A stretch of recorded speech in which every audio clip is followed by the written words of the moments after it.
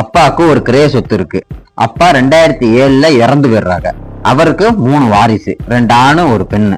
பெண்ணுக்கு திருமணம் நடந்துருச்சு. 2025 காலகட்டம் வரைக்கும் அவ ராசியா தான் இருக்கிறாங்க. இந்த நிலையில 2025 அந்த 3 பேர் வாரிசுகளோட அம்மாவும் இறந்து போயிடுறாங்க. அப்ப அம்மா போட்டிருக்க நகையை எனக்கு கொடுங்க அப்படின்னு பொண்ணு கேட்க, அந்த 2 வாரிசுகளும் நகையை கொடுக்க மாட்டேங்கிறாங்க. அப்ப சொத்துல எனக்கு பங்கு கொடுங்க, ஒண்ணுமே இல்லாம என்னை போச்சுன்னா எப்படி அப்படின்னு பொண்ணு சொத்துல கேக்குது. சொத்து 2007 அப்பா இருந்ததுக்கு அப்புறம் 2009 நானும் நம்பி பாகம் பிரிச்சுட்டேனே அப்படின்னு கேட்க, என்ன எனக்கு தெரியாம எப்படி நம்மளோட சொத்தை நீங்க பாகம் பிரிப்பியா? அது எனக்கு பங்கு இருக்குல்ல. உனக்கு பங்கு இருக்குதான், ஆனா நாங்க 2009 நாங்க பிரிச்சுட்டோம். எங்க தனி அனுபவத்துல இருக்குது. இனிமே நீ கோர்ட்டு போனாலும் அது ஜெயிக்காது. ஏன்னா சொத்து பிரிச்சு 3 வருஷத்துக்குள்ள கேச போட்டாதான் உனக்கு பங்கு கிடைக்கும். இப்ப 15 வருஷம் ஆனனால இந்த வழக்கு எங்களுக்கு தான் மெயின்டனபிளா இருக்கும். அதனால உனக்கு ஒண்ணும் கிடையாது, நீ போ அப்படின்னு சொல்லி அனுப்பிடுறாங்க. இப்ப இந்த பொண்ணு பாதிக்கப்பட்டிருக்கு. இந்த பொண்ணுக்கு இந்த சொத்துல பங்கு இருக்கா இல்லையா அப்படின்னு கேட்டோம்னா பங்கு இருக்கு. ஏன் அப்படிங்கறத இனிமே பார்ப்போம். அப்பா சாகும்போது அவர் பேர்ல ஒரு கிரய சொத்து இருக்குது அப்படின்னா இது இந்து வாரிசு சட்ட பிரிவு 8க்குள்ள வந்துருது. 2005 சென்ட்ரல் கவர்மெண்ட் ஒரு சட்டம் ஒண்ணு கொண்டு வருது. பிறப்பின் அடிப்படையில பெண்களுக்கும் சொத்துல பங்கு உண்டு அப்படின்னு 2005 கொண்டு வருது. அப்ப அப்பா 2007 தான் செத்துருக்காரு.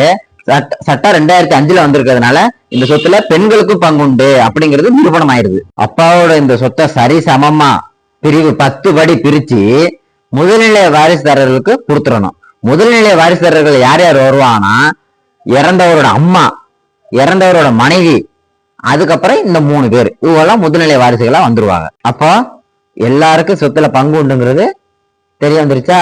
இதுல அண்ணங்கார என்ன சொல்றான், நானும் தம்பியும் 2009 சொத்தை பிரிச்சுக்கிட்டோம், அதனால நீ வழக்கு போட்டாலும் இது மெயின்டனபிள் வராது, எங்களுக்கு தான் இது சாதகம், ஏன்னா இது 3 வருஷம் கடந்துருச்சுங்கிறான். கரெக்ட் தான்.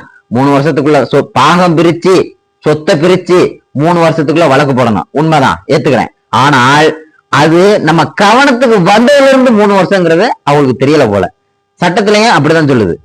அப்ப எப்ப பாகம் பிரிச்சிருக்காங்கன்னு நமக்கு தெரிய வருதோ அன்னையில இருந்து 3 வருஷத்துக்குள்ள நம்ம கோர்ட்ல கேச போட்டோம்னா, சிவில் கேச போட்டோம்னா நமக்கான பங்கு வந்துடும். அதனால அந்த பெண்ணுக்கு 5ல் 1 பங்கு நிச்சயம் இருக்கு. அது போக அந்த இறந்தவரோட அம்மாவும் மனைவி இருக்கா பாருங்க, அவங்களும் இறந்திருந்தாங்க அப்படின்னா அவங்களுக்குன்னு ஒரு பங்கு இருக்குல்ல.